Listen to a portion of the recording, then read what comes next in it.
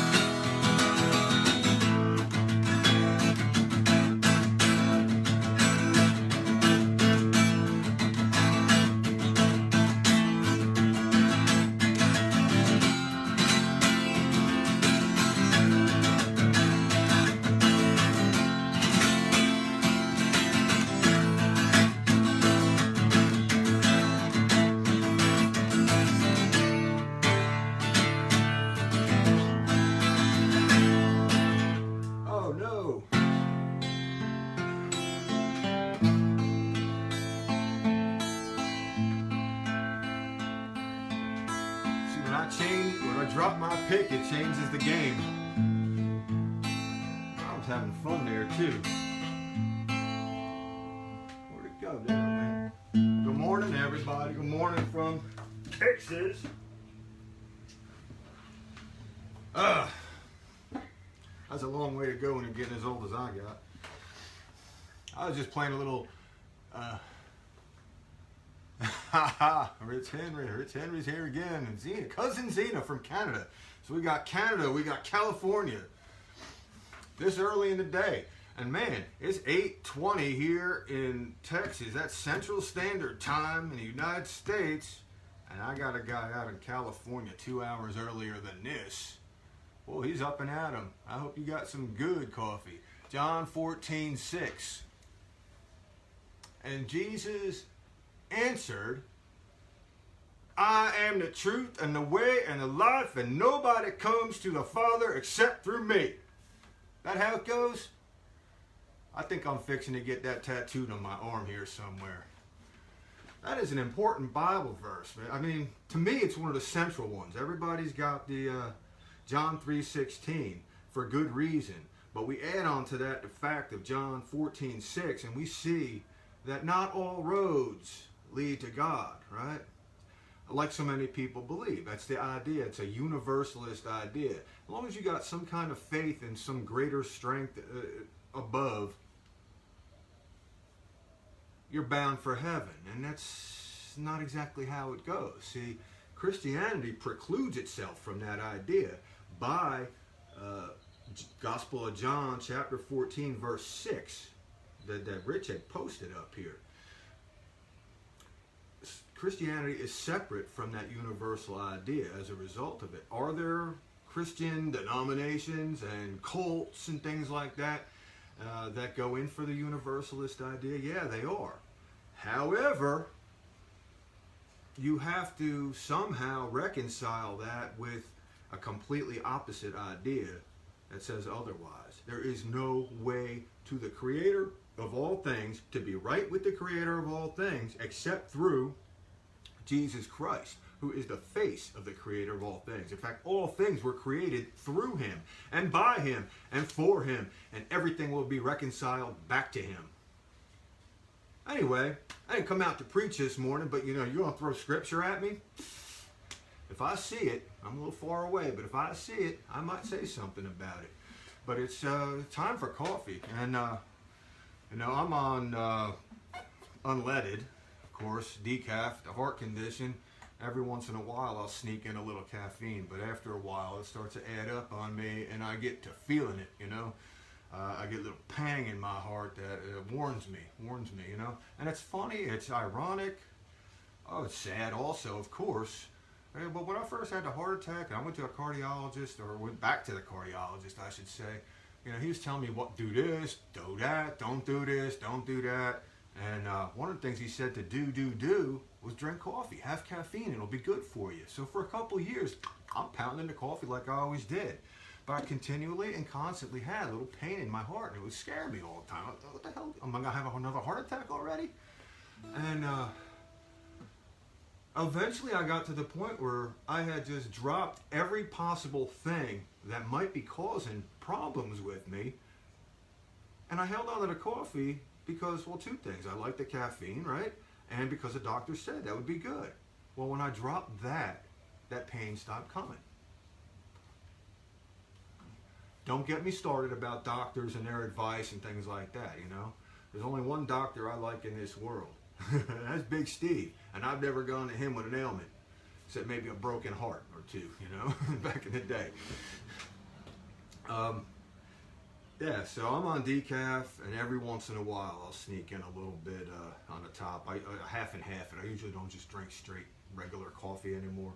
So I'm on the full garbage. It's not only it's decaf, it's Folgers decaf. So it's like, you know, why do I do it? I don't know. I've drank coffee ever since, 17 years old. I started working outside on crews, and we'd stop every morning. Those people from Martinsville, raise your hand. We used to stop at the bakery in Martinsville every morning, bakery/deli, whatever it was called.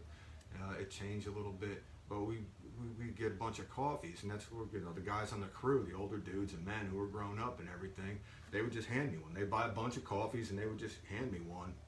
I'm like, okay. And I would drink it, you know, if it's cold out in the winter time. I drank it just because it was warm, and it became a part of my life.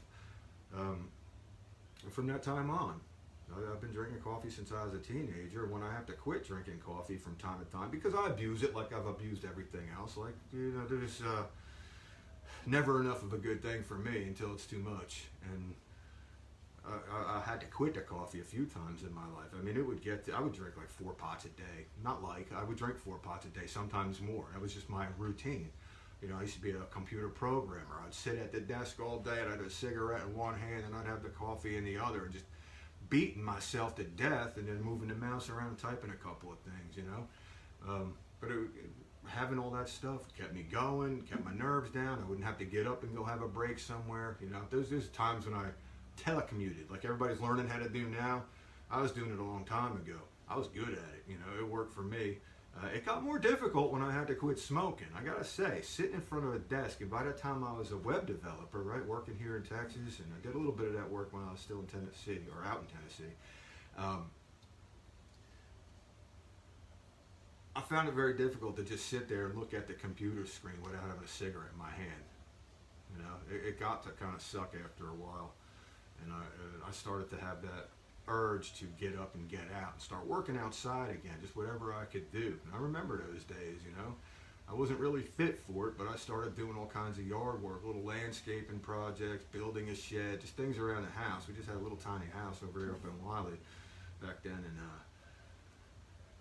yeah, I just started getting into that. Ultimately, I ended up out on some little small mini farmland out in Tennessee, out in the Smokies, off the Smokies, and the foothills over there. We had 4 acres, and I was working that all the time, and working a full-time job, a 10, 12-hour a day full-time job, sometimes more.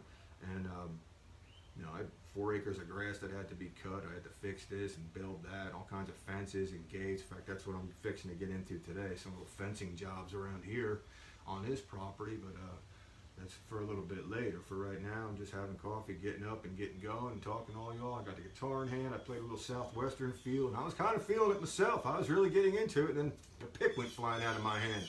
I got to come out here better equipped. I got to have a couple of picks like at the ready, because that's like the second week in a row I've done that. I get a little excited, and you know, there's little technical things about playing a guitar that a lot of people wouldn't realize or understand. But the way you hold the pick matters, right? So I normally, when I play, I hold the pick down really like close to the very tippity tip, and I get the ability to mute the strings with the fingers that are around the pick. You know, and I'll play. I could play anything and just mute it with my finger right there. But if you really want to get into strumming like that, A, it's going to sound a little weird because you're going to be snubbing the strings out as you go, and B, you're probably just going to get blood and calluses and everything shooting out of your finger, blisters and all kinds of stuff. You're going to be taking your fingertips off if you strum the way I was just doing aggressively. I don't know if you all saw that, but aggressive strumming with your fingers like that is going to be painful. It's going to cause some issues. It's going to cause some problems. So what you do when you want a fun strum is you bring up off that tip a little bit, and then you end up getting flexibility, right, in the pick, and then, you know, you get your wrist going, but the pick is also flapping and flopping too, and you can get some little extra stuff happening in there. It's really cool. It's really fun. But when you start sliding your fingers off the tip of the pick like that, the hold you have on the pick becomes a little bit more precarious, and odds are sooner or later that pick is going to go flying out of your hand. If you hit something, you know, if you meant to strum down like that and you ended up going clanking on the low string, they'll send the pick flying because you're mechanically not ready for that error. And I'm sure that's what happened to me because I was just strumming away like a madman, you know. I was going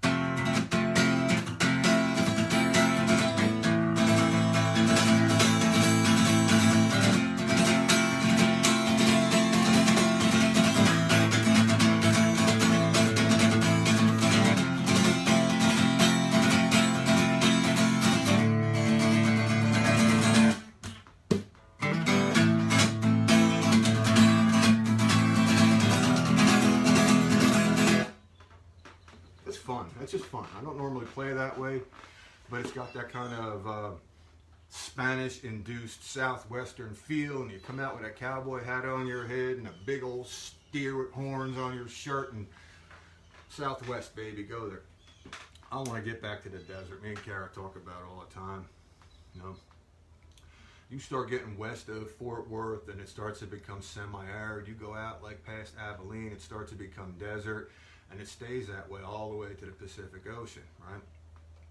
They call it the Desert Southwest. You know, I'm not in it where I live here in Texas. This is a Dallas area, and what we have here is the Southern Prairie, is what it is. You know, it's a grassland prairie. We call it the Blackland Prairie around here because you got the black clay dirt, which I'm going to be digging fence post holes in a couple of hours, and that's a whole lot of fun. You know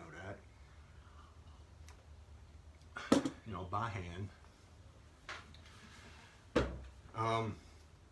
So we're not really like the southeast over here, where you have the piney forests that go all the way from the Carolinas through Louisiana into East Texas. East Texas is still the southeast in those terms, right? It's still the piney forest. Of course, the pines over there change. They go from southern pine and they become ponderosa pine. So in Texas, it's a different kind of piney forest already, but it still is one.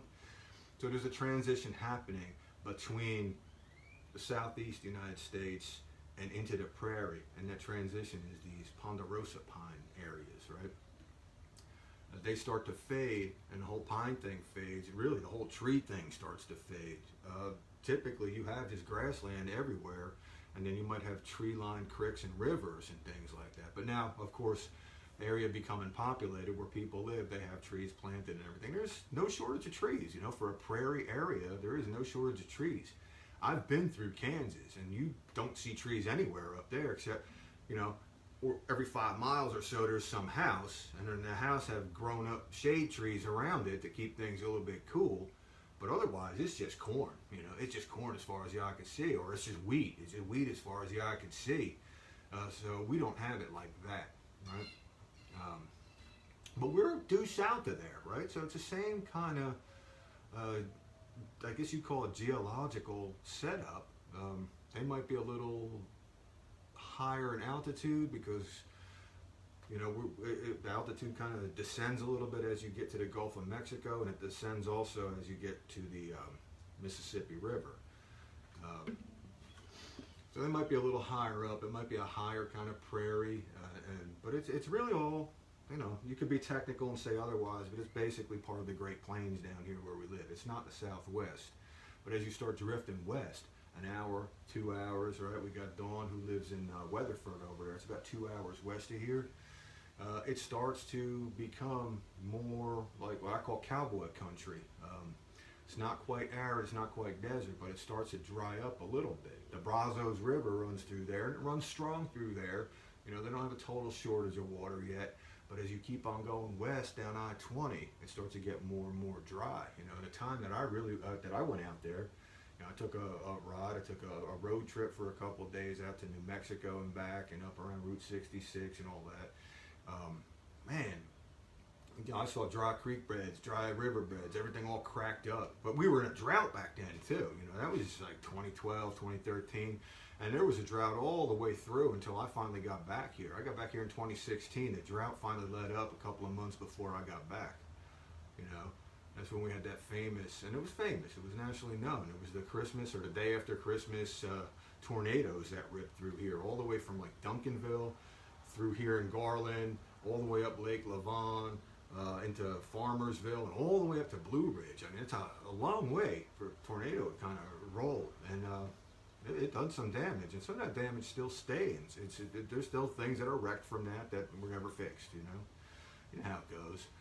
So there was that, and so I'm back in Texas, and everything is groovy, right? So I'm living down in Garland now, and I'm trying to make a habit of sharing my life and sharing things on my mind with people every which way I can. Of course, my mind is pretty much covered with things of the Bible, things of God, things of Jesus, and I'm usually focused on that sort of thing. And I came in here, and Rich Henry came in and dropped a Bible verse on me right away, and I went with that for a little while, but now I got the guitar in hand. I'm going to play a little guitar, and I'm just going to talk about a couple of odd things that just popped into my mind this morning, and we'll go. And I'll do this for about 45 minutes or for an hour, and then I got some work to do, and probably got some writing to do, and I got some kind of obligation I got to go do later on, and I got a busy day ahead of me. I got a full day, and I'm plunked down in the middle of another 3-day weekend, and the weather's really good, and there's a lot of things I'd like to do. I was going to go fishing this morning. It's a good fishing day, and I needed to sleep. I needed to sleep in a little bit and get some rest, so we had to just put the kibosh on that. You want to get out early with the fishing. You know, if you fish, you know that. You want to be out there by about 10 o'clock, 10:30. They stop biting typically, and you got to pull up. You know, so you want to do your best. You want to get out there at sunrise. That's how I try to play it, and I decided yesterday that I'm not going to get fishing today, so I didn't prepare for it or nothing. So here I am doing the Saturday morning coffee talk thing, and you know, what do I got here in front of me? I got that, you know, the reloading stuff. I got the reloading press here. I always just set up in front of that. I got a camera little mount on the wall, and it just presses here. So I guess you always think I'm going to be talking about reloading ammo or something like that. I often bring it up. I don't really focus on it all too much, but lately I've been loading 30 caliber M1 carbine loads, see? And I got it in this nice little thingamabob, right? I'm just going to use that word for now. I know what it's called. We're going to talk about that a little bit, though. You know, I got 10 rounds that all sit together in one place, and they're all held in, and I've got a couple of stacks of them going right here. I got maybe 150 rounds already put together. I got to go box them up somewhere, and they're just sitting out here. And well, what these are, right? This is all, they're stuck to what's called a clip, C-L-I-P, a clip, and that's a word that's used amongst gun aficionados kind of crazily, right? A clip is a device, and this is what it looks like empty. I got a bunch of these for the M1 carbine, and that there is a clip, and all it does is it holds bullets in it, right? You slide them in one end, and you fold up these little brass tabs on each outside end of it, and they all stay on there, and then you stack them up, and these were developed really prior to our modern kind of weaponry. There was magazines back in the day. A lot of them were fixed, right? They didn't just pop out. You didn't press a button, they drop out, and you put a new one in already loaded. A lot of them were fixed into the rifle, and you had to top load, right? I've got a couple examples of that in my arsenal, and this would be the quick way to top load. You would just slide an end of it on like in the top of the chamber, and then you open up one tab on the end, and you could just push all 10 rounds. This holds 10. All 10 rounds and go straight down into that fixed magazine right quick. And even, with the M1 carbine, it wasn't a fixed magazine. It pops out, right? But you could still top load it really quick, or you could just top load the magazine itself really quick. And they continued to use these things, through World War II and into Korea. And eventually it went out of style, out of favor. But for some reason, men who shoot, people who they taught to shoot, they got the idea that what we call a magazine now is somehow a clip. And there's a difference between the two, right? When you have that magazine that sticks out the bottom of the rifle, that's a magazine, right? Bullets are in there. You press a button, it pops off. You pick up another one and just jam it in there, and it pops in. And you have it preloaded and preset. That's a magazine. The magazine holds the bullet, but it holds the bullets in the rifle. The clip holds the bullets, but it holds the bullets outside the rifle. And you can't shoot with the clip in, right? Understand it that way. So you top load either the magazine itself directly or the rifle, the magazine through the rifle by putting the clip, attaching the clip to the chamber, and then you just load 10 rounds all at once, right? My Mosin Nagant does that. It top loads. It doesn't do it with a magazine, but it top loads. You can't really top load that because it's got those the rimmed brass that you kind of got to load stair stepped. It's a technical detail, but the SK is like that. You top load it. It had a fixed magazine. I've modified it to where I can put a non-fixed magazine in there, an interchangeable magazine. Anyway, magazine and clip, that's a difference. Use it right. There's so many of us who know better, and when we hear somebody say, oh, I jammed that clip in, and no, you don't want to hear that because, I don't know, maybe I'm just a dick, but I don't want to hear that. Get it right. There's many out there that are like that. Many of us out there that are like that. So that's the whole clip and magazine thing,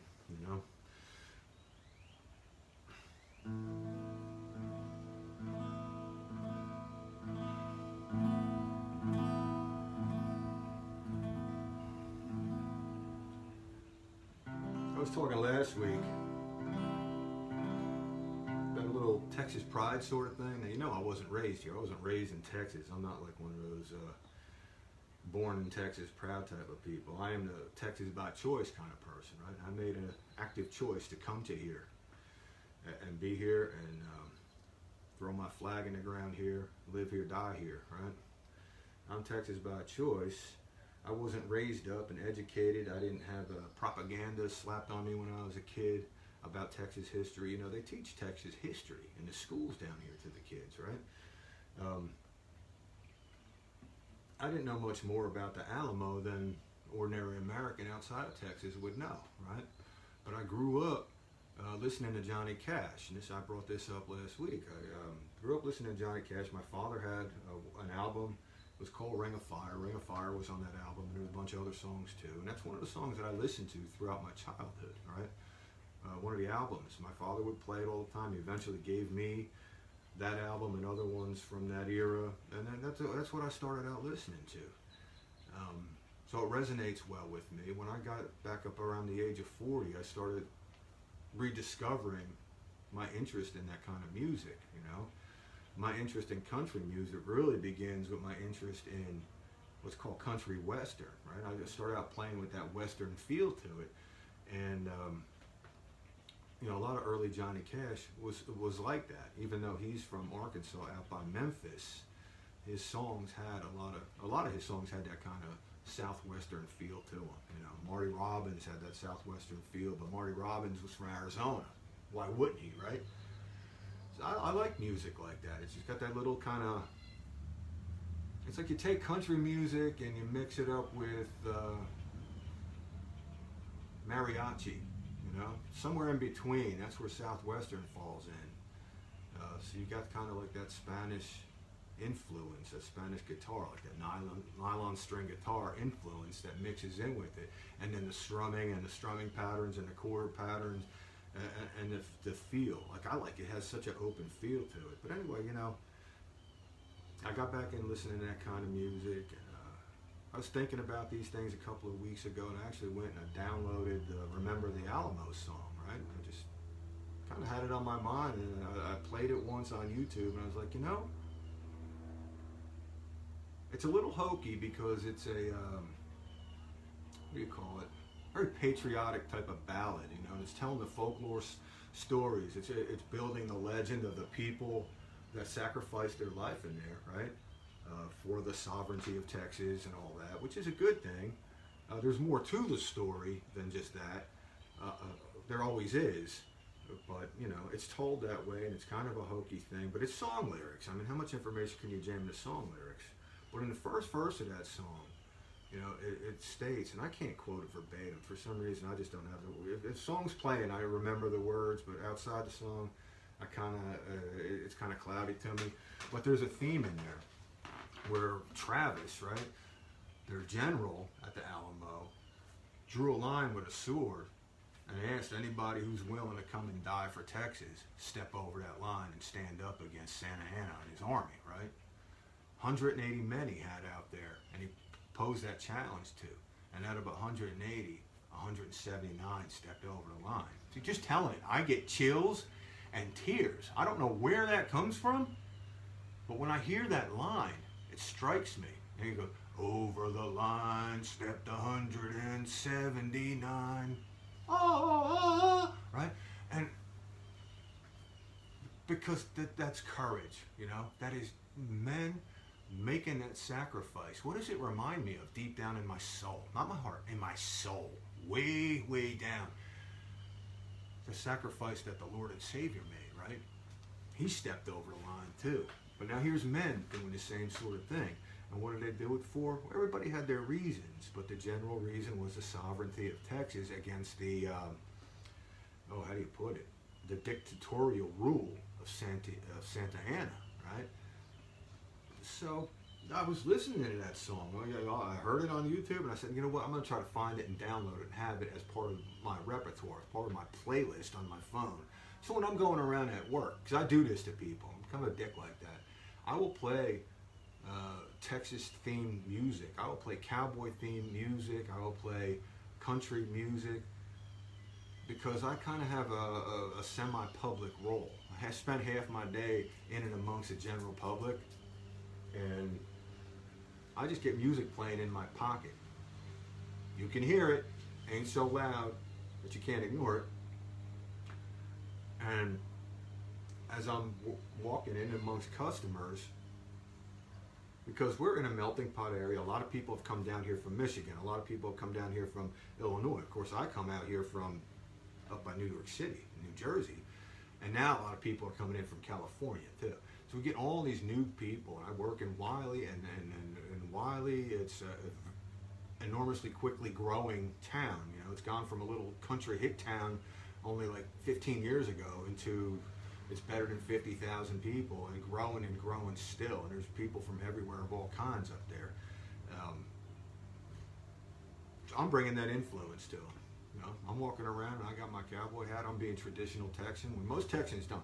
You're not going to come down to Wiley and Garland, Dallas area, and see people walking around like cowboy hats. You don't. You know, it's like 1 in every 500 dudes are wearing a cowboy hat. It's not what you would think. You get outside of here, you see it. But in DFW, you don't. It's city and suburbs, and you don't see it. I want to see it. I want to be out in the country, and I love it out there. You know, Kara and I take these long rides all the time, just to get away and get out of here and just feel it, look at it. There's the open expanses, and It's pretty. And then you come around the bend and there's a bunch of longhorn cattle and things that you would expect to see in Texas.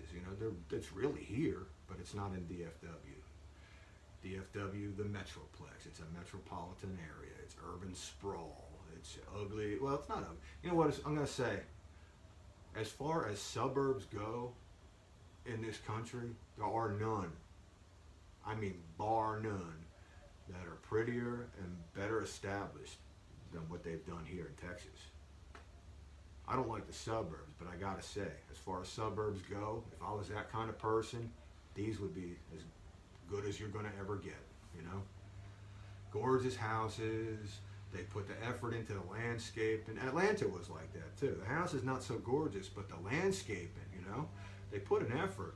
I'm not talking about the city of Atlanta per se, but all the towns around it. The sprawl, there was money that went into having people come out and plant flowers, plant certain kind of trees, do it very professionally, and that was another area. I remember, Fulton County and a couple of counties around Atlanta where the sprawl went out to.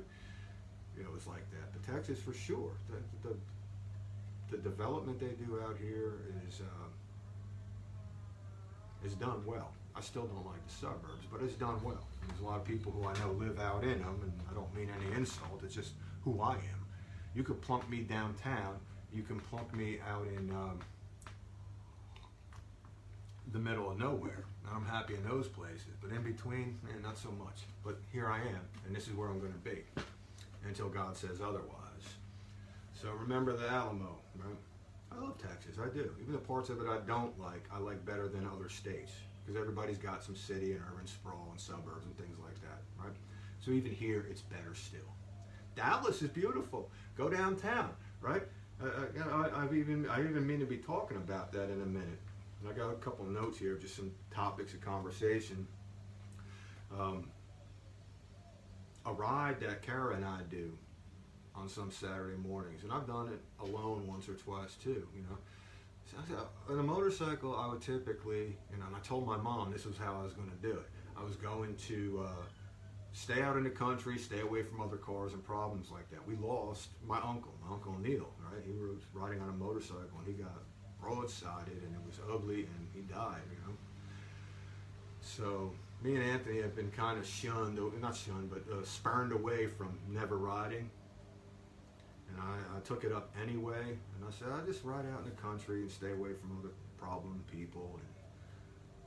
But now where I live, I gotta ride a little bit just to get to the country, and I gotta cross the lake. And if you got one of those days where it's like 25-mile-an-hour winds, which is like every other day down here until the summer really sets in, riding across a lake can be difficult. You got that wide open area and that wind just pounding, you're getting broadsided by the wind. You're just trying to ride a straight line and it's like this, I don't know, maybe it's my bike or something like that, but I take that side wind kind of hard and it's aggravating. And so I would have to endure that just to get out in the country. And then you're out in the country, you're taking more of that because now you got the kind of open plains, So I ended up riding around town, I ended up riding in the city, and finally I was just like, you know what? It was just I don't know if it was a Sunday morning, Saturday morning, Kara and I got on a bike, and I just went downtown Dallas. And I rode right through the city. And I rode right down Elm Street, which is ultimately where John F. Kennedy got shot. And I may talk about that a little bit as we get going, but let me go back to remember the Alamo, Because I was sitting out here with Kara, and I was picking out some chords. I got some tablature online, and I just kind of made my own little rendition of the song. It wasn't hard to do. There's a little weird timing that goes into it, where the melody and the rhythm come together. But and you know what? It's not a great guitar song, really. It's just dun dun dun dun dun dun dun dun dun dun dun. It's very percussive. If I played it just like that, without no notes, it would sound more closer to what Johnny Cash's song was doing. But if you play it, with the chords and key and everything, it doesn't play well like that. You don't really hear that listening to his version of the song. So I kind of just took those chords and kind of made my own little version of it, and it's nothing to it. It's just something,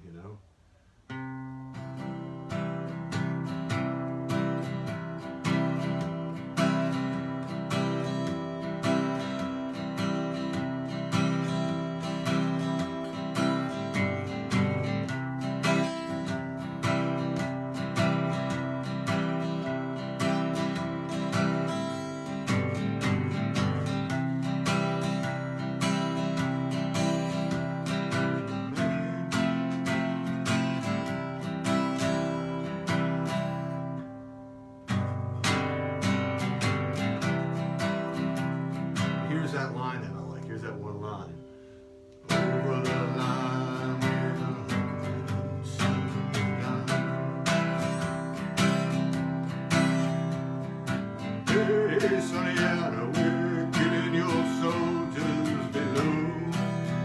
That men, wherever they go, will remember the Alamo.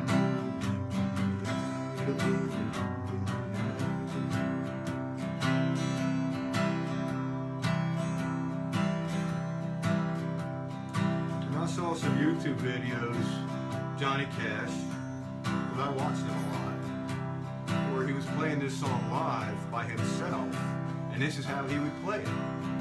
He would use this kind of rhythm.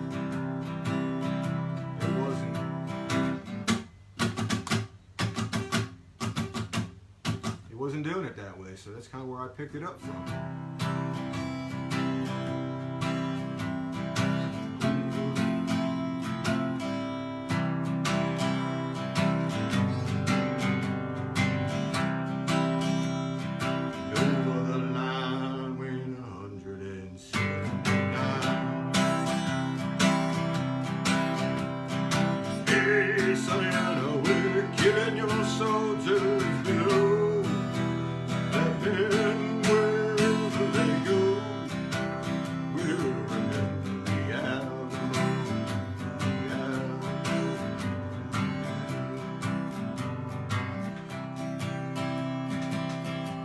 Like that? Y'all like when I sing a little bit? I don't do that frequently. I seem to do it a little bit every Saturday. Open up my mouth a little bit. So I'm no singer. I don't really know how to do it. There's a skill to it that I don't have. But every once in a while I can hit a note, and I know when I do because I get chills in my spine. That's not one of those songs, but I just thought it would be fun to try. Just fun to try. You know, Johnny Cash is great, was great, American legend, all kinds of music. He wrote some really great songs, but you know, as it was back in that day, and the guys that I tend to listen to come back from that time, you know, that's what I'm into. You know, Johnny Cash and Waylon and Marty Robbins. You're not going to find a better songwriter than those guys were, but most of their songs they covered, written by somebody else, and that's the way they like to roll. They like to take somebody's song and make it their own, right? They love the music so much. And you can see it in their interviews. And I notice also about, believe it or not, John Bonham, the drummer from Led Zeppelin, had that same mentality. He just loved all kinds of music, and he loved the song. You know, it wasn't a particular performance. He was never really going to be about replicating exactly what somebody else done. We take a song, and everything about a song, you know, what it means, how it feels, and we make it our own. You know, that's what Johnny Cash liked to do, and that's what Waylon Jennings liked to do. And Marty Robbins, when he covered songs, that's what he did. They make it their own way. Johnny Cash did not write Remember the Alamo. He picked that up. It was a folk song. You know, it was a folk song. Like you would think. It was a patriotic ballad type of song. And it was a Kingston Trio is what I found out. Those were the ones who performed it first. I don't even know that they wrote it. Somebody else might have wrote it, and they played it. Not really sure. But I know John R. Cash did not write it. Other songs that he did write were great, you know. Folsom Prison Blues, the one that everybody knows about. You know, they hear that right away, then, oh, there's Johnny Cash. I messed it up.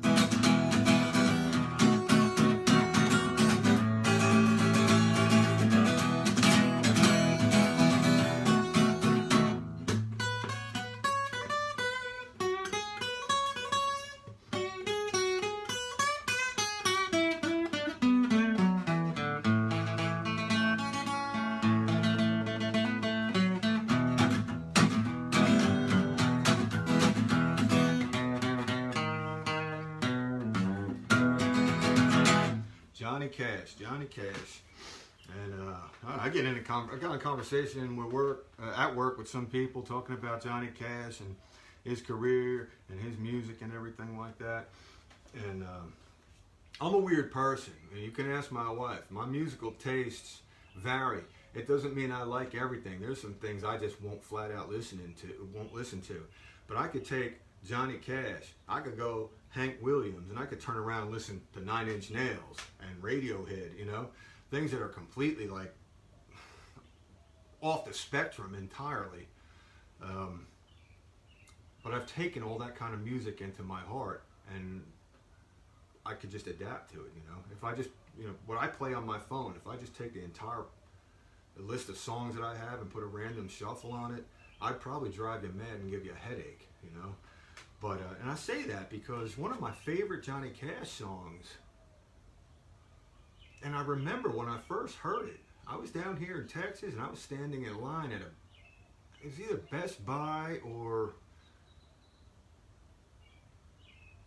Fry's over in Plano. It might have been Fry's over in Plano. But that kind of store, that kind of electronic and digital store, computer store, I was just standing in line waiting for people to check out so I could go and check out.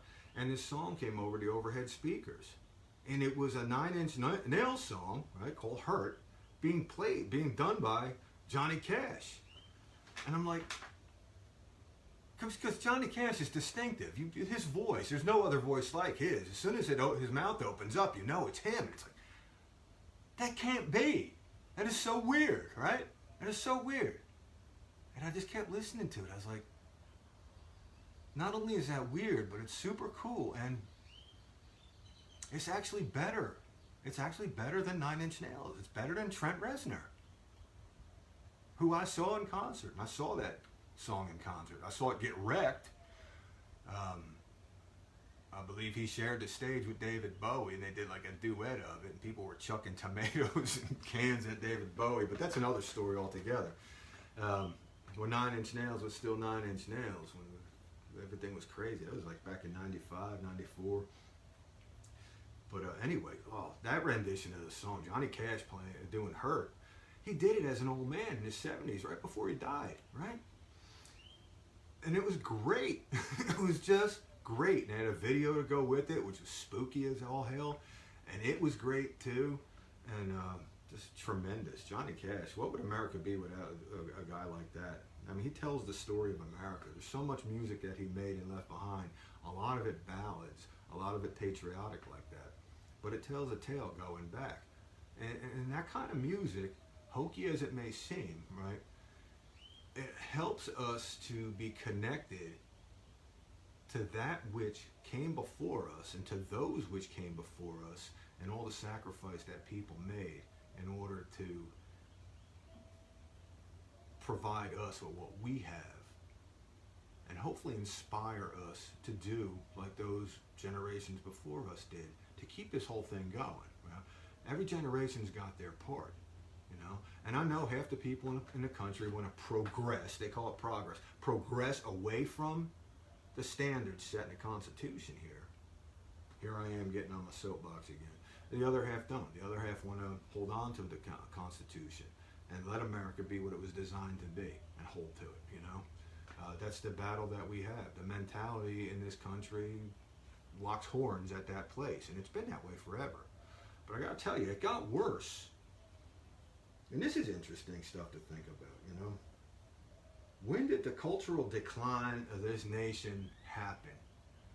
I mean, anybody who's anywhere near my age, give or take 10 years older or younger, automatically point to the 60s, right? That was the decade of civil unrest, and that's what people now are trying to replicate, right? And they're being goaded on by people of that generation also, you know. You're trying to live out their youth through the youth of the day today. And of course we have those kind of problems going on, civil unrest. I don't want to get into that, but the thing that happened in Minnesota with the cops again, and rightly so, to a point. Rightly so to a point.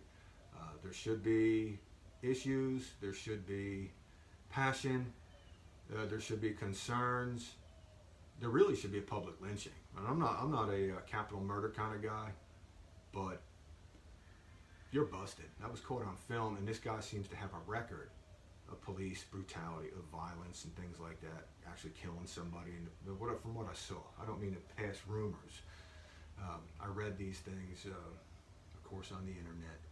And if those things are true, you got a bad man there, and that bad man wears a badge that gives him a public responsibility, and in my mind, therefore, a public accountability.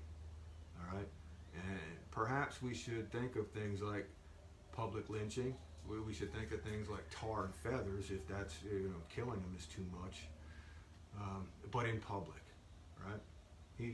He really failed horribly at public duty, and I think his pay should be public pay. And when people get to see something of that, I think they will be relieved and not have that need to the civil unrest.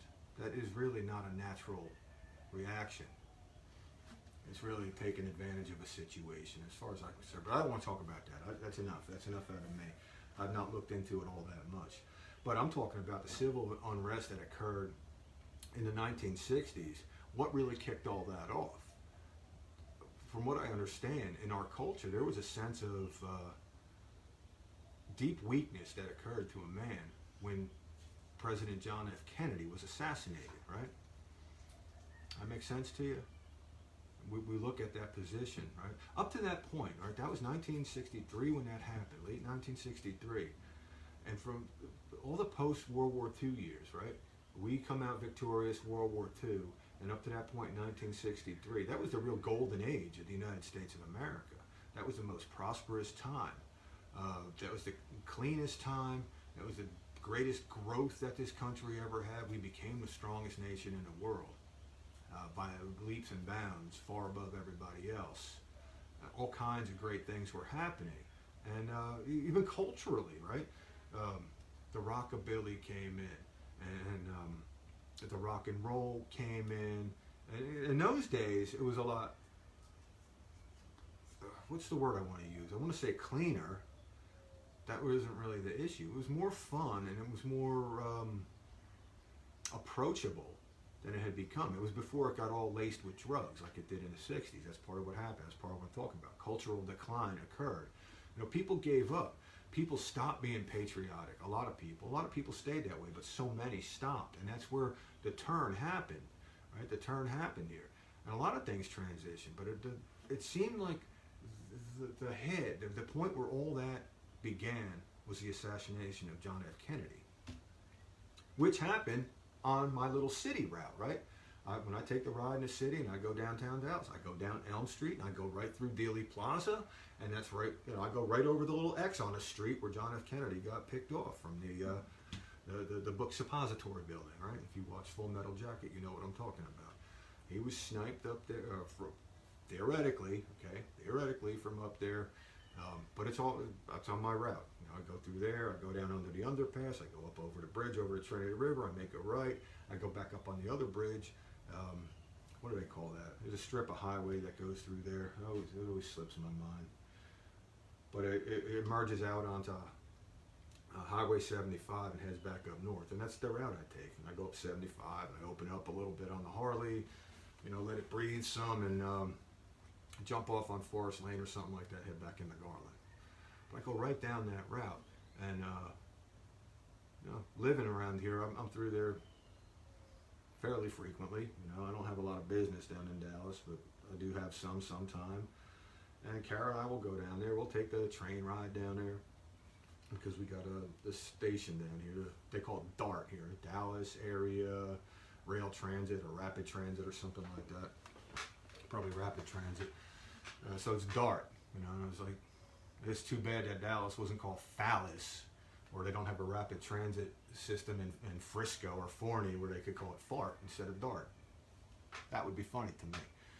But we've gone on that train just to go on the train ride because I remember my days up in Jersey going into New York. We'd cut school and we'd go out into Manhattan and buy drugs and liquor and sit in the park and have a day of it, but we would take the train in. The first concert I went to, Grateful Dead concert. I went to a St. Stephen's show I didn't know what the hell that meant at the time, but apparently that meant something.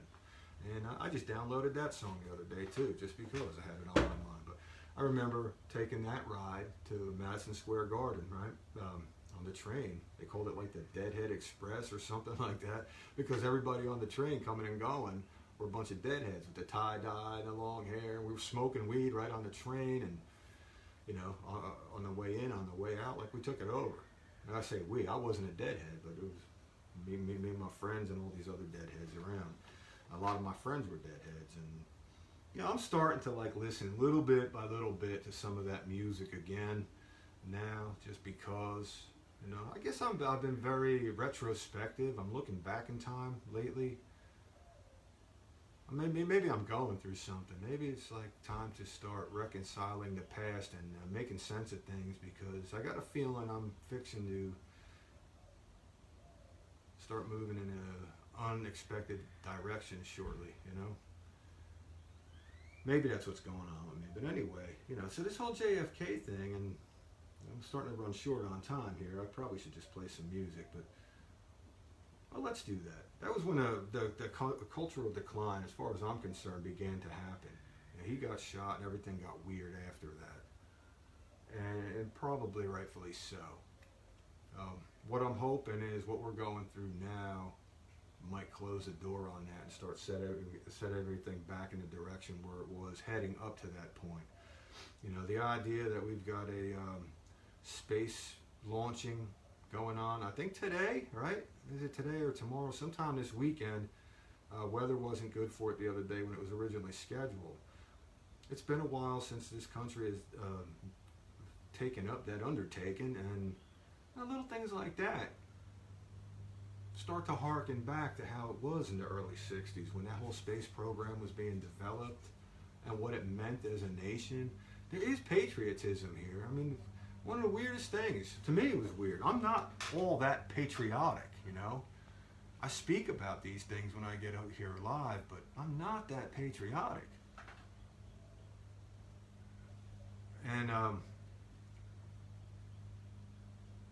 part of my job includes managing the flags, right? We got an American flag outside, a little POW flag underneath it now that has recently become a permanent fixture instead of just an occasional one. Part of my job is to lower the flag, raise the flag, change the flags when they get all tore up and everything like that. And I was out there, I guess it was for Memorial Day, right? We just had that last weekend.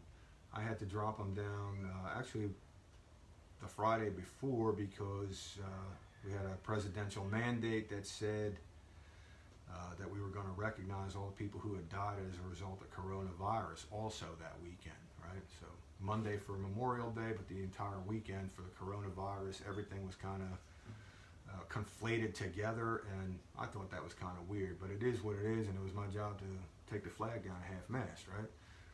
But I was in the process of doing that. Was it there, or was I changing out the flag? I don't know. I was doing something with the dang flags. And as I was doing it, a woman and her boy, right? Young boy, little guy, knee-high, just stopped beside me, right? And they looked up and they put their hand on the heart, and they were just waiting for me to do whatever it was I was doing. I was changing out the flags. That's what I was doing. They got all raggedy from the wind and everything and whatever, you know, and the storms and whatnot. They were beaten. So I was changing them out. So it took me a little while to do. It took me like 15 minutes, and the wind is always blowing, and you get the flag in place, and it blows in your face, and it wraps around the rope, and it's kind of a pain in the butt, right? It's kind of a pain in the butt. But I'm doing all this, and I'm getting aggravated because it's aggravating. And now here's this patriotic woman and her child standing there with their hands on their heart, watching me dick around with the flags and try to get it right. She does that, and then another woman, and then some old guy, you know? And every time I do something with the flag and I get it right, I look over and there's like 3 more people. There was like 12, 15 people just standing there like this, waiting for me to get my shit together and get them flags up where they belong to be. And it was weird to me. You know, it was just weird. I'm not that kind of patriotic, but there are certainly, obviously, plenty of people who are. So there is still a strain of that sort of thing, you know, going back to the better times, the golden era of this nation, pre-assassination. United States, before John F. Kennedy was shot down, whatever was going on back then culturally was a lot better than what happened since. And you know, our reaction to that has a lot to do with what occurred. You know, there was a takeover. There was a takeover. There was a power shift that occurred in that. And it wasn't a Republican and Democrat thing, because a Democrat replaced a Democrat, right? It was still another Democrat rose up from being vice president, a Texan, right?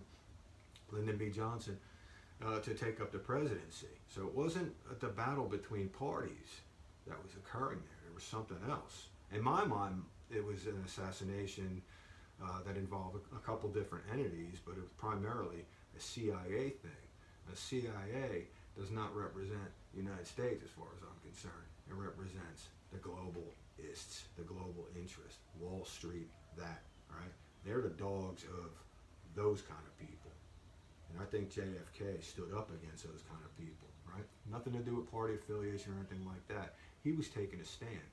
Though a Democrat, still an American. Though a Democrat, he was not a socialist. He was not a communist, right? There was a different kind of Democrat back there. What we have today is not that, right? It's not that at all. If it starts to return to that, this country will become America in its fullness again. But anyway, off the soapbox. Play some music, Bob. Shut up. You know, here's the thing I made up. A song that I made, an original one. It goes back to 1995, I would guess. Lyrics to it and everything. You know, I was working it out, composing it, bringing other instrumentation into it with a guy I used to know, a bass player. We were starting to form a band, but it didn't really get nowhere. I called it Silhouette. It was kind of spooky. It was kind of creepy. It's nothing like you've heard me play before. It's not country. It's not rock. It's not nothing. I couldn't even tell you what key it is. I didn't write it in a key. I didn't know about keys back then. I was just playing to a feel, and it worked out kind of like this.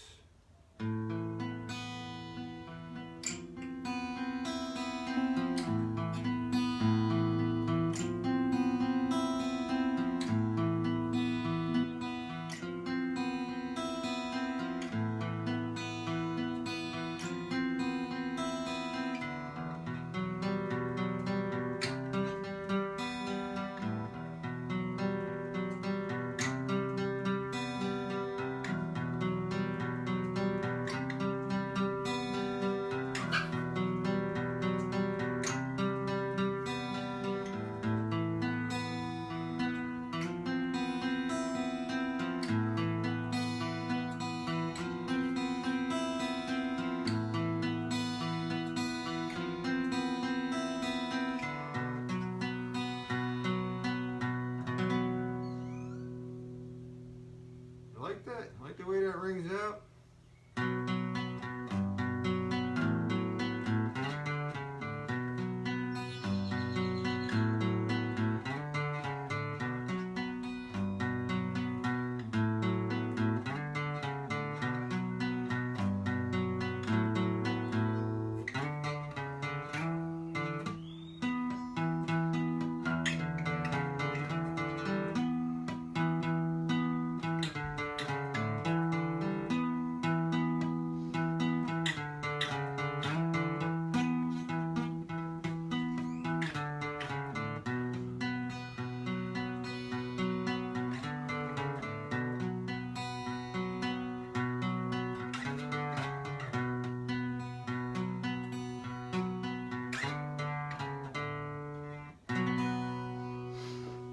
Silhouette, part of it. A little spooky, a little creepy, a little different.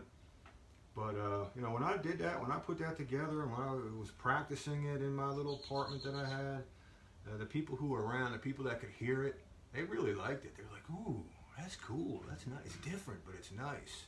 I had a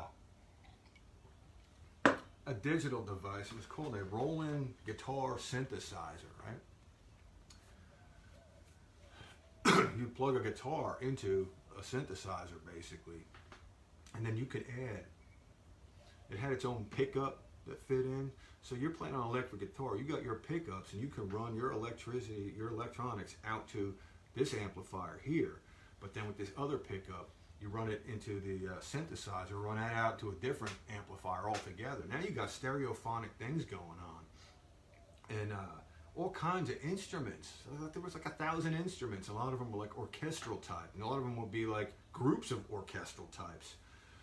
So I could be playing that, and you'd get the guitar sound out one amplifier, and then you'd get the kind of symphony sound coming out another. And then I could mix and create. I can make every different string be a different instrument. And I had all this craziness going on there, you know. I set up like the root notes to be like bass notes, and then like the higher, the more treble notes to be like kind of orchestra music. I would put some kind of freaky, like ghostly kind of sound on one string, and I'm just playing this stuff. And it's we had a wall of sound that we set up, my little apartment, you know, and amplifiers that literally covered an entire wall in this place.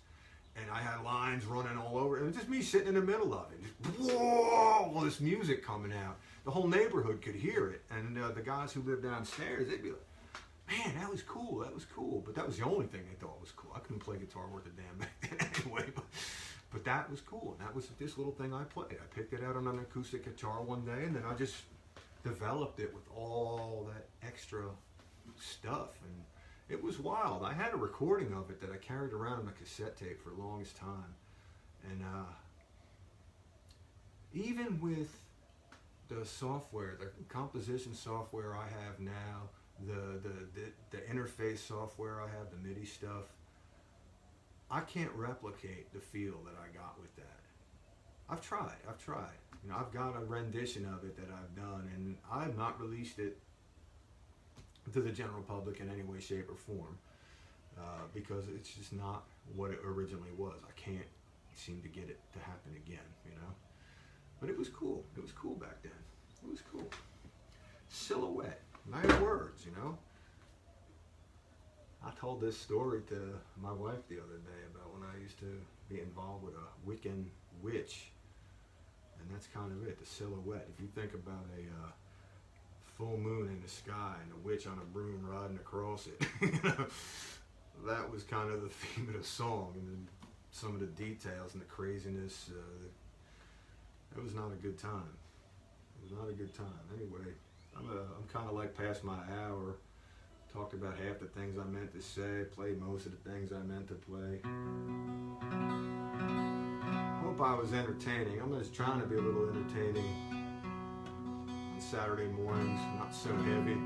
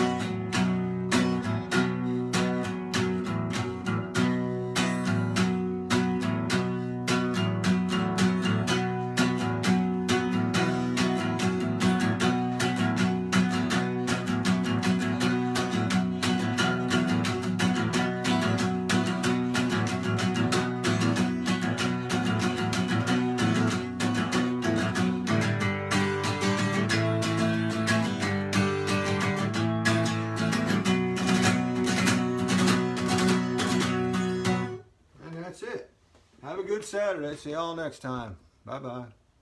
Bye-bye.